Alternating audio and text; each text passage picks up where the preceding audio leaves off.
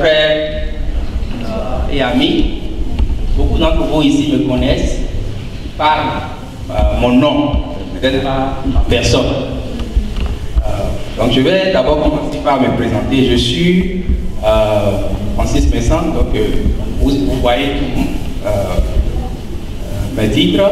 Donc j'ai fait, je suis professeur assistant actuellement à Virginia Union University.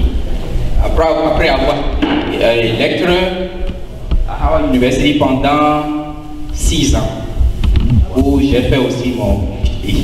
Mais avant de venir ici, j'avais fait tout mon parcours au Bénin.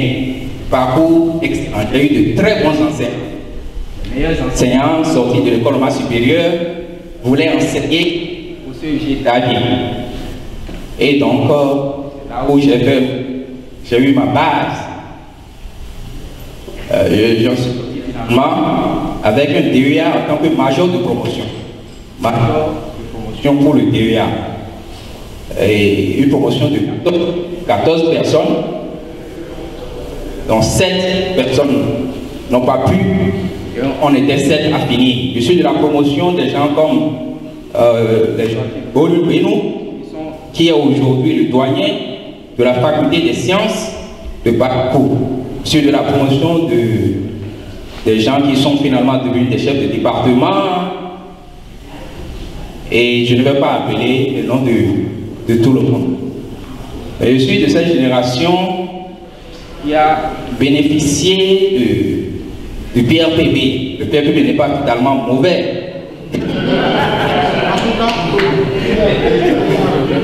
Donc je ne suis pas de parents riches, mais je me suis très attaché aux études depuis ma prime enfance, où j'ai toujours été le meilleur de ma classe, l'un des meilleurs de ma classe.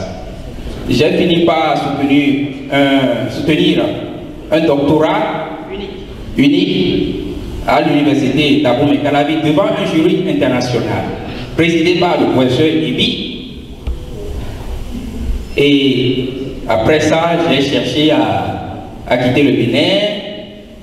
Mais avant de quitter le Bénin, j'ai enseigné dans plusieurs écoles. J'ai enseigné au Sainte Rita, où j'ai fait ma pratique de l'école normale supérieure. J'étais aussi élève de l'école normale supérieure. Ancienne formule. Donc, je ne dis pas la nouvelle formule. Merci. Pas bien bébé. Bien. Donc j'ai enseigné au collège de l'Union, au collège Saint-Jean-Baptiste de la Salle, à l'école française Germaine de Denise, et puis j'ai enseigné aussi au CSP. Le CSP est ex-collège protestant, et aussi le CSP privé, n'est-ce pas, lorsque le PRPB a fini par donner toutes ces écoles à l'église catholique. J'ai enseigné là aussi, j'ai des étudiants qui sont aujourd'hui des docteurs, et je ne vais pas oublier, j'ai enseigné aussi au CGATNTB dans le Mono. Après, je suis reparti à Porto-Novo, j'ai enseigné au lycée Toufa pendant 2 ans. C'est là d'ailleurs, donc j'ai initié un certain nombre de projets qui verront le jour plus tard. Je suis reparti dans mon CEG initial. C'est toujours bon de redonner à son institution initiale. Nous n'avons pas cette habitude. Mais il faut que chaque Béninois et chaque Béninoise essaye de comprendre qu'à la fin, nous devons donner. C'est une bonne chose de redonner, de donner justement donc, à ces institutions-là. Je suis reparti enseigner encore au CEG d'Ali, où j'avais eu j'ai enseigné la première. Mon professeur de physique, le professeur Atibadi était là. Lui, il enseignait la terminale. J'enseignais la première C. J'ai eu 4 étudiants dans cette salle qui auront une mention l'année suivante. Ce qui m'a fait beaucoup plaisir par la suite. Donc ce n'est qu'après ça, j'ai quitté le Bénin, je suis allé au Gabon. J'essaye seulement de vous expliquer mon parcours, que vous puissiez savoir, donc que je suis passé par un certain nombre d'étapes, c'est-à-dire un certain nombre d'expériences. Je suis allé au Gabon, où j'ai passé 2 ans au lycée d'État de Ponti en tant que professeur, 2 ans au lycée d'État de Chibanga, puis après je suis venu au lycée national Léomba. c'est de l'unité nationale Nyomba que je suis venu aux États-Unis ici. Et quand je suis venu, j'ai dit, moi, j'irai à l'école américaine. J'ai fait le parcours à l'école française, donc j'irai à l'école américaine. J'ai bien entendu prier pour ça, mais je voulais ça. Je ne voulais pas quelque chose qui va me départir de cette voie. J'ai beaucoup d'amis qui me conseillent d'autres choses, mais j'ai dit non, je vais aller dans ce domaine-là. Et j'ai tout fait, j'ai fait tout le nécessaire. J'ai fini par obtenir une inscription et puis l'aide financière. Et finalement, j'ai soutenu le PhD.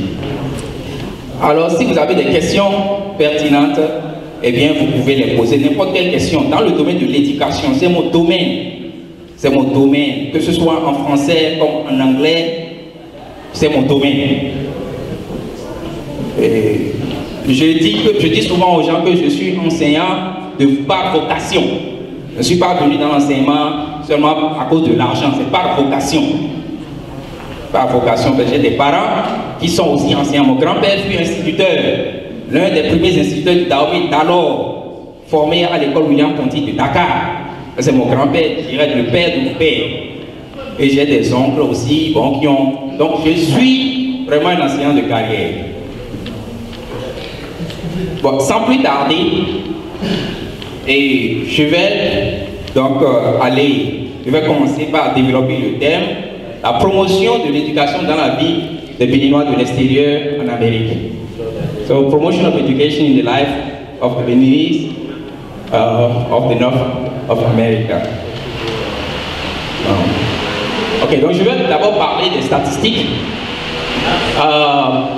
Je vais parler aussi des barrières linguistiques, donc statistical analysis, linguistic barrier, and the degree evaluation, the financial aid, and also I will talk a little bit about the highest, paying job. Et so, excusez-moi, je parlerai les deux langues, je parlerai l'anglais, je parlerai aussi le français. Parce que nous avons ici des enfants. J'aurais souhaité que beaucoup d'enfants arrivent à des conférences du genre pour comprendre et donc pour savoir ce qu'il faut faire. En matière de statistiques, je ne sais pas si vous pouvez éteindre légèrement. Oui, éteindre la lumière.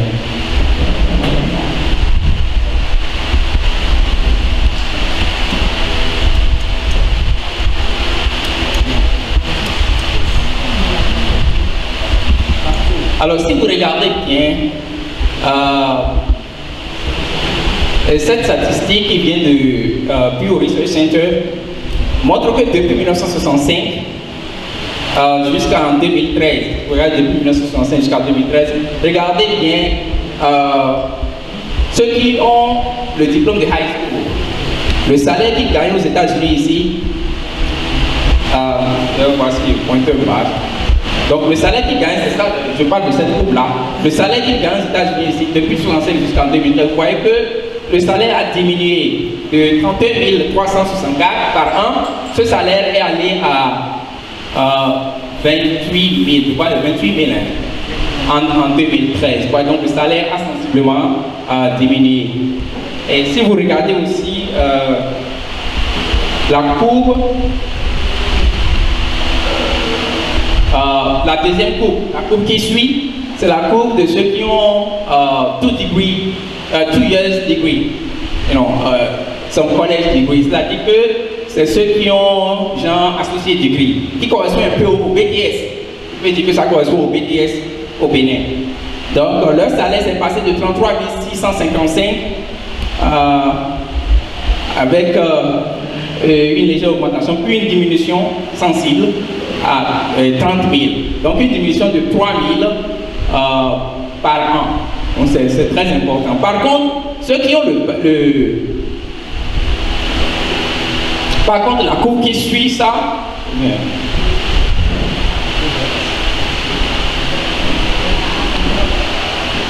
la courbe qui est en haut, donc cette courbe-là montre le degré de bachelor, vous voyez que ceux qui avaient le bachelor en 1965 gagnaient dans les 38 000 et quelques. Donc le salaire a augmenté jusqu'à 45 500. Donc je parle du salaire moyen.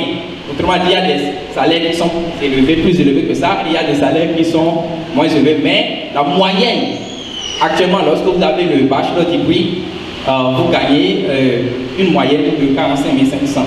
Donc ceci prouve l'importance, n'est-ce pas, de faire les diplômes, de ne pas rester seulement au niveau du high school diploma. C'est très important parce que les employés de plus en plus préfèrent des gens qui ont des skills universitaires, notamment le bachelor. Ils préfèrent de plus en plus ça et ils ne veulent plus recruter beaucoup de... Ils ne veulent plus payer, j'allais dire, les high school diplômas. Ils préfèrent payer les bachelors.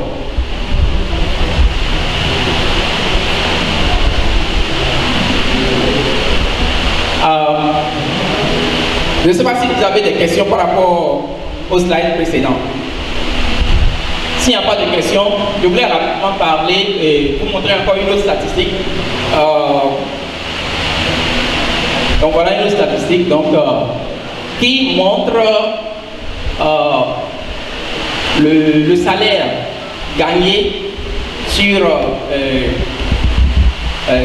pendant toute votre vie.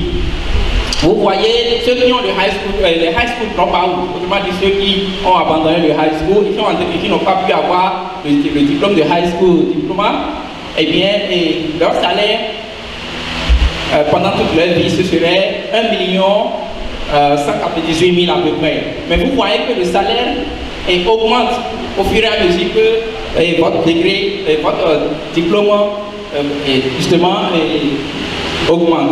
Autrement dit, vous voyez que le bachelor, la différence entre le bachelor qui gagne 3 380 000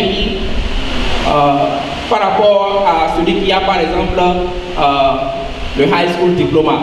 Donc ça fait à peu près le double. Donc le bachelor gagne, pendant toute sa vie, gagnera le double de ce que quelqu'un qui a par exemple le high school diploma gagnera. Donc c'est important aujourd'hui de tout faire pour avoir au moins le bachelor. Lorsque vous allez au master, le salaire augmente jusqu'à 3 800 000. Et puis maintenant, il y a le professional degree et puis le PhD. Donc les salaires augmentent considérablement. Donc par rapport à la vie d'aujourd'hui, c'est très important de faire les études, très important, notamment les études universitaires. Questions? Il y a des questions? Questions, ok. Donc, et on continue.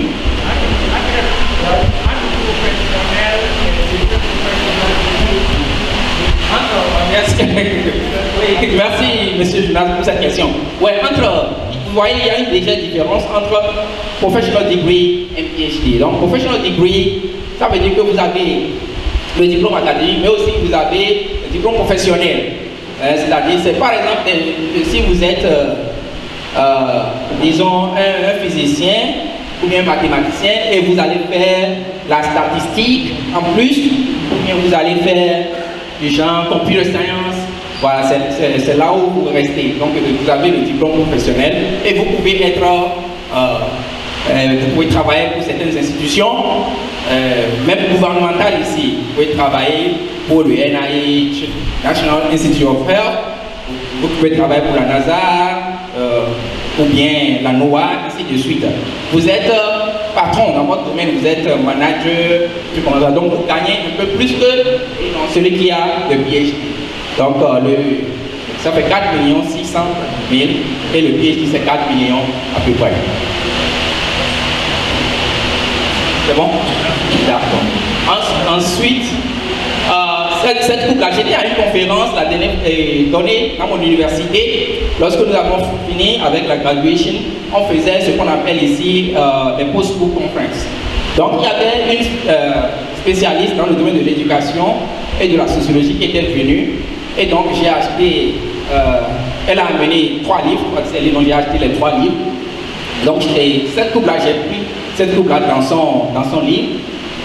Cette coupe montre corrobore pratiquement ce que nous avons dit tout à l'heure, à savoir que depuis les années 60 jusqu'à nos jours, vous voyez comment le salaire pour le high school diploma, high school dropout ou bien les associate degree, le salaire tend à diminuer. Le salaire n'augmente pas véritablement. Par contre, vous voyez la grande différence au niveau de ceux qui ont le bachelor. Le salaire augmente considérablement parce qu'on veut vraiment les recruter.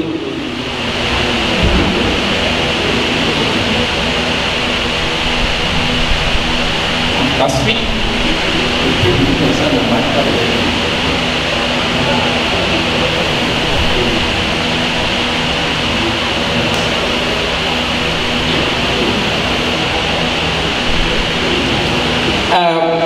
Non, je vais maintenant parler des problèmes sur le plan des problèmes pour les étrangers. Okay, I will try to talk now about the problems we encounter most of the time when we come to the United States of America. You can see we have linguistic barriers. Somebody was talking about that linguistic barrier and the degree evaluation. We have it is very important. We have a problem with the fact that Benin is not bilingual. We don't speak both English and French. Even the English that we learn in school is not really the English they speak here. It's the British English, and the way that English is taught in Benin does not really help you to come here and be ready to go to school. You definitely have to